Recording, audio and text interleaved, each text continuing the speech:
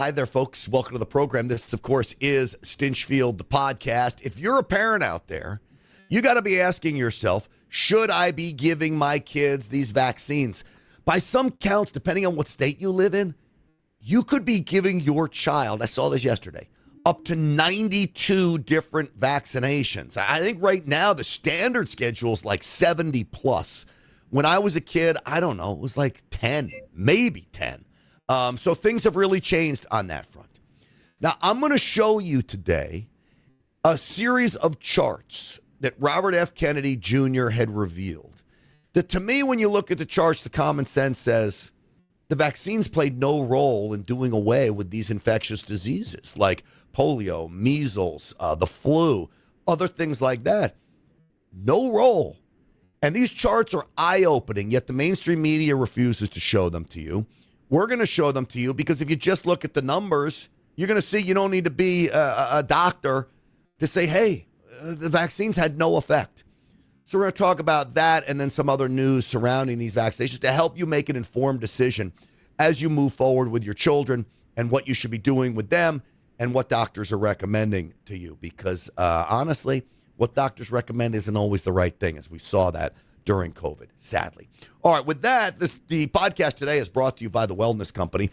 This is the emergency medical kit. You know, I pitch it every time you see me on this program because I think it's so important. Every household needs an emergency medical kit like this. It's prescription medications, some of the most common that you need to keep you and your family safe. God forbid the drugstores are closed down. You got a natural disaster, a terror attack, cyber attack, whatever it might be. You've got prescription medications on hand. Ivermectin in here. And then also you've got amoxicillin, Z-Pak, and a whole host of other drugs that will keep you healthy. Very important. The other thing is you might have worms, okay? And it's disgusting. But the more I research this, the more I realize that I think I may have. Because I went on this. It was a parasite cleanse, total detox. I not only feel better, the bloat went away, and I had skin issues that cleared up. So if you want to make sure you're doing away with any invader of your body from a parasite perspective, get on this Wellness Company cleanse. It's the best that's out there, sold out 3 times, back in stock. TWC.health/Grant. Use the promo code GRANT for 10% off. That's TWC.health/Grant. All right, let's talk vaccinations with my guest, Dr. Alejandro Diaz, here in just a moment. Let's get it started. Uncensored and unapologetic. This is Stinchfield. Here's your host, Grant Stinchfield. All right, folks, not just me, but Dr. Alejandro Diaz is with us. He's with the Wellness Company. He's also a pediatrician, and he's well informed on these issues. Doc, it's great to see you. Thank you, Grant. Thank you for having me. All right, first off, let me just ask you a brief overview. Your thoughts about the sheer number of vaccinations we're giving our children. It's absolutely insane. When you and I were growing up during the 70s, we used to get at the most 6 vaccines. Mm-hmm. Now we're up to 70 plus vaccines. It just doesn't make sense at all. And I'm an immunologist and vaccinologist. And unfortunately, most of my colleagues, they do not agree with me. But now I can tell you that I've been studying this for many, many years. And at the beginning, as many doctors, I was, and I have to admit it, I was indoctrinated. But I have been a kind of rebel guy. And then I woke up. And then I said, it does not make sense at all. You know, Doc, one of your coworkers or partners over there at the Wellness Company, Dr. Kelly Victory, said the same thing to me. And actually, Dr. McCullough, too, that was fully on board with all the vaccine stuff going on until COVID hit, until they started to get into this, and then had a total change of heart. So this seems to be common amongst at least critical thinkers. That is exactly right. I have four boys, 4 kids, and I have to admit it that I did vaccinate my kids at the beginning of their early years. But then when I woke up, I said, there's no need for further vaccines, and they're super healthy right now. And you can see many populations in the United States in other parts of the world, like the Amish, they don't get vaccinations and they're very healthy. The Mennonites in some parts of the United States and Mexico, no vaccinations, and many others. I mean, just look at the Nordic scheme on vaccinations. They don't get like universal vaccinations, and they're super healthy. Yeah. Like Finland, Norway, Denmark, Iceland, and Sweden. I mean, those countries are super healthy. Let me play a clip for you from Robert F. Kennedy Jr., because I believe what he does is reveal the charts that the mainstream media doesn't want you to see. Certainly Big Pharma doesn't want you to see. And before Robert F. Kennedy Jr. and President Trump came on the scene, the CDC didn't want you to see. But take a look at this and listen to RFK Jr. here. For example, you can see from this graph that in 1900, some 13,000 Americans a year were dying of measles. By 1960, however, this number had dropped to a few hundred. But the measles vaccine was not introduced until 3 years later. Therefore, almost all the measles mortality had disappeared before the vaccine. So the measles vaccine can't really claim the credit for saving all those lives. All right, so I'm going to play another chart here in a second, but we take measles, mumps, rubella as a 3-shot. There's also a V in there now, right? Is it MMRV? That's varicella, that's chickenpox. Okay, chickenpox. So we load those up. Why are we still taking a measles vaccine if the chart is correct that it was already virtually nothing before the vaccine came out? Why are we still even including measles? There's no need. I mean, there's no medical need to do that. There's no scientific need to do that. The rate of deaths was dropping back in 1960, though the introduction of the measles vaccines was in 1963, and we already were just on the hundreds of deaths a year in the United States. Did doctors just ignore this?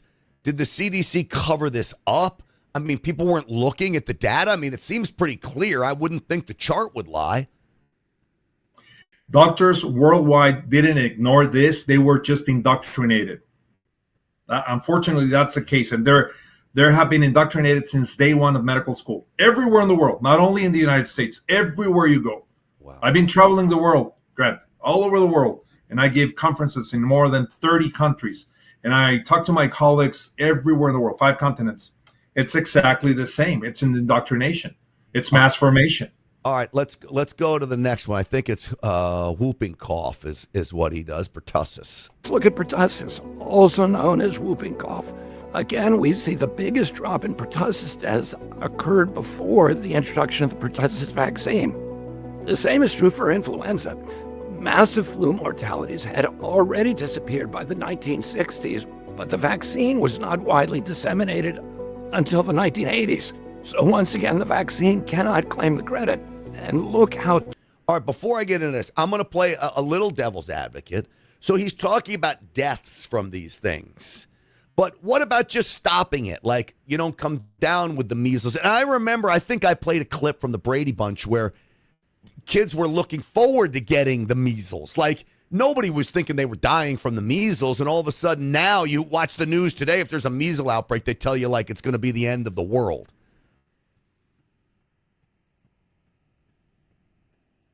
Oh, yeah, definitely. You know, I totally agree with Secretary Kennedy, and this announcement marks a seismic shift, Grant, not just in policy, but in public perception, which is very important. And I really think that Secretary Kennedy, it's delivering what he promised to make America healthy again. Do you think the vaccines had anything to do with, I mean, maybe people weren't dying from these diseases anymore, but stopping them from at least coming down with it and getting sick? Oh, yeah, definitely. Unfortunately, if you see the data, I like to refer what I call the Nordic model. You know, in all the Nordic countries, these 5-6 countries, they are risk-based vaccination, not universal. Like, for example, hepatitis B. They don't give to newborns hepatitis B there, only in high-risk populations. Why we don't do that? Why? I mean, you can ask any pediatrician, and there's not going to be a smart answer right there. I mean, hepatitis B is a sexually transmitted disease. An infant doesn't need that, I guess, unless the mom has hepatitis B, but you could just test the mom first. And that's what we do. And then, so we have that screening. They have that screening. They know we don't need that vaccine because it's the most common routes. It's sexually transmitted STDs or IV drug users. A 24, 48 hour newborn will not engage in those activities. So why are we doing that? It doesn't make sense. So Grant. Is it just money? So we're buying the vaccine? To be honest, Grant, and I don't want to get very political, but I think it's deeper than that. I leave that to your audience to think about it. Yeah, tell me. I mean, explain this to me. So, money is always the root of all evils, but you think it's deeper than that. So what are they doing by these vaccines? Explain it for me. To get people sicker. Wow. Through the years. You get people sicker, you send them into the hospital, and you spend more money in the hospital? There's no money in health where the money is in the sickness. So we have to be a factory of sick people. All right. Otherwise. So Doc, this is interesting because here you were a guy who believed in the vaccines. You're a pediatrician, believed in the vaccines. All of a sudden, eye opened that the vaccines weren't working. I mean, we've shown the charts, and I'll show you some more charts here too. And now you've had a morphosis to saying it's not just the vaccines aren't working and it's money, they're just selling them, but you actually believe the vaccines are doing damage to make us sicker. Is that right? Yes. That's frightening. It is. But that is an inconvenient truth, unfortunately. And when I talk to my colleagues, 99% of my colleagues, they don't agree with me. But that's okay. I just have a mission here, and I've been called to do the right thing. Well, we're glad you're here, and we're glad you're speaking out. All right, tuberculosis. Let's roll this one. Tuberculosis deaths nearly disappeared along the exact same timeline as all those other infectious diseases.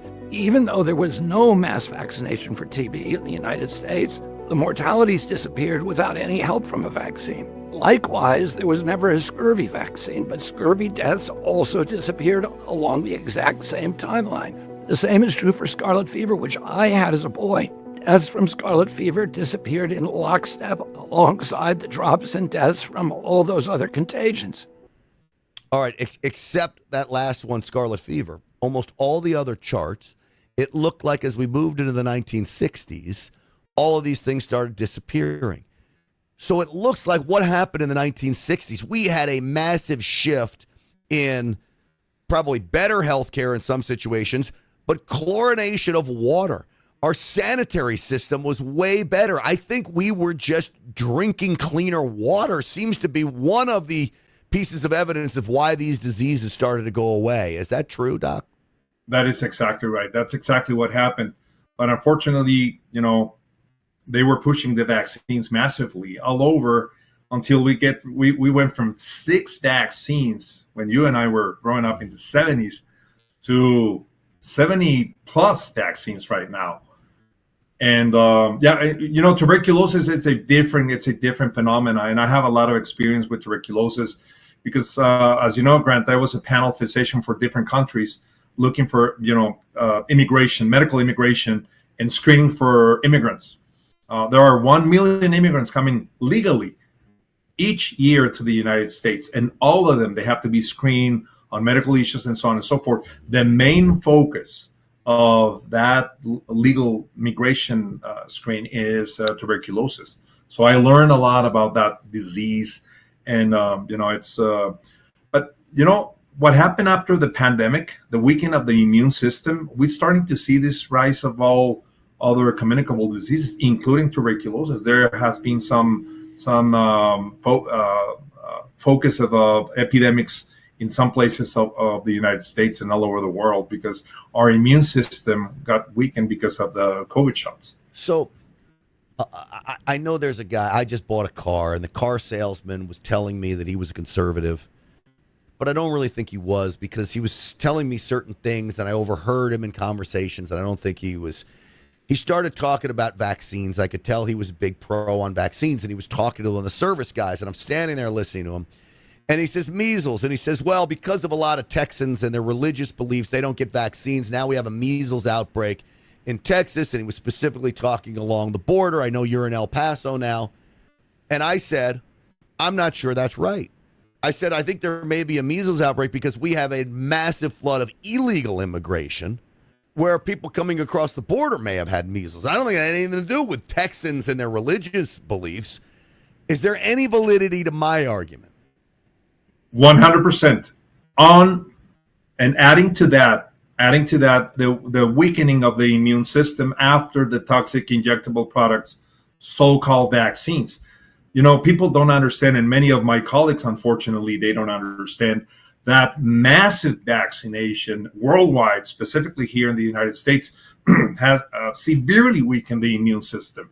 This is why we're starting to see a lot of this emerging problems. Wow, amazing. Let me take a moment before we get back to this. I've got some other sound bites I want to play for you and get your reaction about this stuff. But before I do that, I want to tell my friends about the wellness company, which you're involved with, Doctor, and so many great doctors are. TWC.health/grant. Use the promo code GRANT for free for 10% off. One of the things that I've noticed now is that there is a huge number of people with parasites in the United States. To me, it's disgusting. What you're looking at right there, I'll freeze it. That's a parasite in raw salmon. Now, I eat a lot of sushi. They say sushi grade salmon.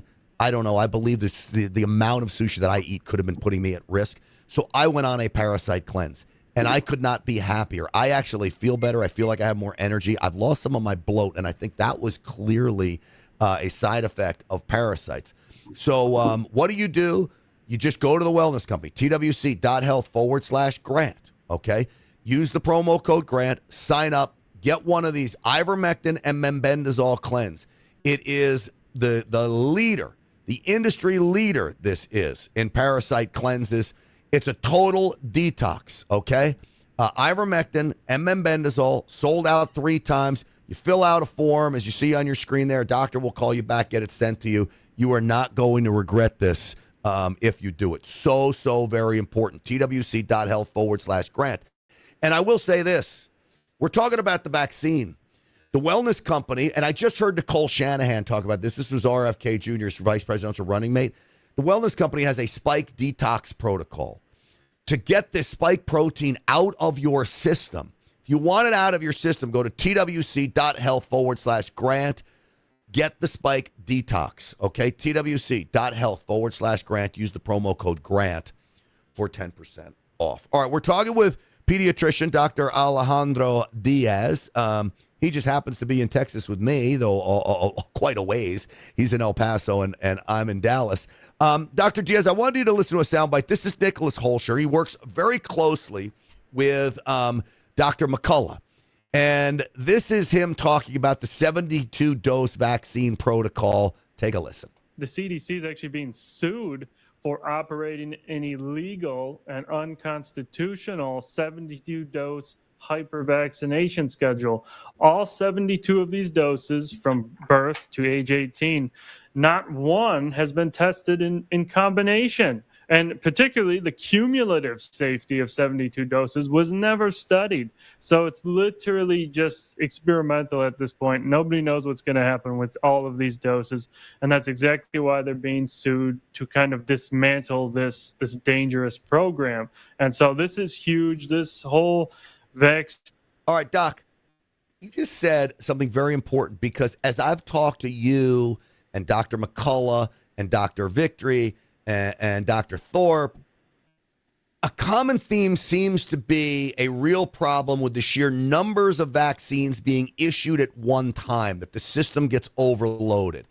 That would seem to be a possibility. I mean, our bodies can only handle so much. I can't overload my body with alcohol. Why do you think I can overload it with vaccines? So you overload it, and then you have these combinations, and he's saying that not one of these combinations have been tested together to see what the effect is when you combine these vaccines. How can that be? It's insane. It doesn't make sense. This is part of this system, unfortunately.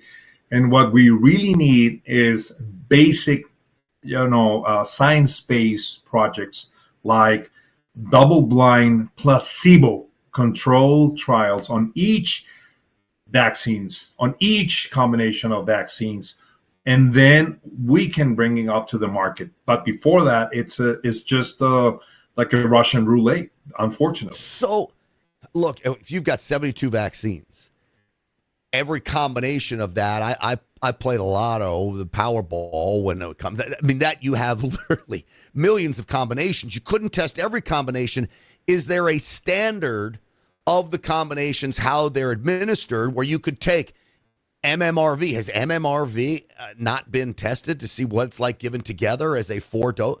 No, not at all. So, I mean, you're pumping 4 vaccines in. You would think you'd want to know at least what happens when you mix them together. Exactly. One of the great things that I think Secretary Kennedy has been making to the public health policies in the United States is that replacement of those 17 members of ACIP, where he brought new members, evidence-based doctors that they know science, they understand, and I think that this is going to be phenomenal for the future and the betterment of the American society. Well, Americans are hungry for accountability and for transparency in healthcare. So they want to see, they want to hear, they want to leave that. And I think this is an unparalleled opportunity. I think what I'm so upset about is Americans have literally been put on the back burner, that this has been all about Big Pharma. It's been all about profits. And if you say, if what you're saying is true, that they literally are poisoning us to get us into the hospitals to create more sick people so the healthcare industry flourishes. And I guess you're right. We shouldn't be calling it the healthcare industry. We should be calling it the sick care industry, because they're not making people healthy. They're making people sicker. And again, I guess the bottom line on that, please tell me it's money and it's not that they literally want to just eradicate us all off the face of the earth. There's a lot of confusion right now, Grant. I can tell you with about my own experience, and I've been watching this for many years. Crazy. Let me play you this doctor. This is Dr. Andy Wakefield. He was on with Children's Health Defense Network, which is a great organization, by the way, to raise awareness about this stuff. To take the aluminum adjuvant out of vaccines, now that's huge, because the function of the vaccine is really in many ways dependent for many of these vaccines on the boosting effect on the immune system of that adjuvant. So that would be a huge step, but it is a no neurotoxin. So why are we injecting it into babies, into anyone? All right, talk about aluminum. Can you, in layman's terms, what is an adjuvant? What is that? It's in the vaccines. Why is it there? Adjuvant, it's any substance that will boost the immune system for that specific reason. So it will boost the reaction of that vaccine to increase the protection. But what will you use neurotoxin like aluminum? All right. So tell me if I got this right. So they're putting aluminum in the vaccines, all right, which I would think you wouldn't want to be injecting aluminum into your body, but who am I to say? So you got aluminum, you're injecting that in the body. The body then is going to reject the aluminum, because the body is like me saying, why would you put aluminum in my body? And that helps the vaccine work more. So you're literally pushing something into the body to make the body say, I don't want this. That is totally right. Not only aluminum, but polysorbate, formaldehyde, and neomycin, and so many other things that we don't need. Here, I've got this chart. So aluminum salts, neurotoxicity, autoimmunity, chronic inflammation, I guess are some of the side of the known risks. And this is for diphtheria, tetanus, pertussis, hepatitis B, hepatitis A, HPV, polysorbate 80, anaphylaxis. What is that? That's a severe reaction, like an allergenic reaction, but severe. You get airway compromised, your heart compromised, your vascular system compromised, respiratory compromised, and yeah, it can lead to death. All right, I'm looking at all of them. You got formaldehyde, neomycin. These are in all of the most common vaccines that people would get out there. Formaldehyde, I mean, Doc, formaldehyde, that's what we pump into dead people, isn't it? Yes, correct. To preserve them, I think, right? I mean, and we're putting that in the vaccines. Is that because it's a preservative so the vaccine will last longer? That's what they say. To me, it's absolutely disgusting. You know, here's something interesting. I've got a 2-year-old golden retriever. His name's Goose. He's in the studio with me all the time, and he's right behind me. I've not given him any vaccinations. He's 2 years old. I don't even want to give my dog vaccinations. I'm like, why does he need vaccinations? He's with me all the time. He doesn't go anywhere. I don't need to give him vaccinations. I know you're not a veterinarian, but am I onto something like that too? I mean, if it's in these things in human vaccinations, I'm sure this is a situation with dog vaccinations. Grant, that's a great choice, but even deeper than that, I mean, there are approximately 90 million dogs in houses and households in the United States, and approximately 75 million cats. They're all vaccinated all the time, many vaccines during their lifetime. What do you think about the wild animals, of millions of wild animals only in the United States? They live a very long life. They're encountered with other animals. They eat, different sorts of foods, and they never get a single shot. Yeah. So we have to just have common sense. Well, I'm looking at Goose right now. I think he's happy. Goose, come here. Come here. Come here. I'll introduce you to Goose. Come here, puppy. You were sleeping, I know. Come on. Come on. Come on. There. Wow. There he is. Come here. We'll do this. Amazing. So you could see. We were going to Goosey, come here. You got to it's not like come here.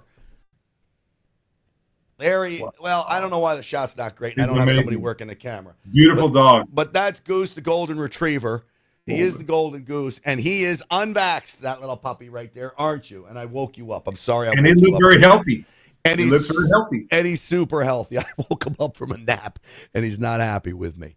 So it goes for dogs. I'm going to play one more clip. I know you're a busy guy, and then I'll let you go. But this is Robert F. Kennedy Jr. It's before he became HHS secretary, but what he was saying I thought was interesting. He happens to be on the stage with Charlie Kirk here, but take a listen. A woman, a psychologist named Sarah Bridges from Minnesota, and she came to my home. She had a son who had received $20 million from the vaccine court for getting the vaccine court had found that he had gotten autism from a vaccine. She came to my home with a pile of studies, 18 inches thick. She found my home. She put it on the front porch. She rang the doorbell, and when I came to the door, she pointed to it, and she said, "I'm not leaving here till you read these studies." And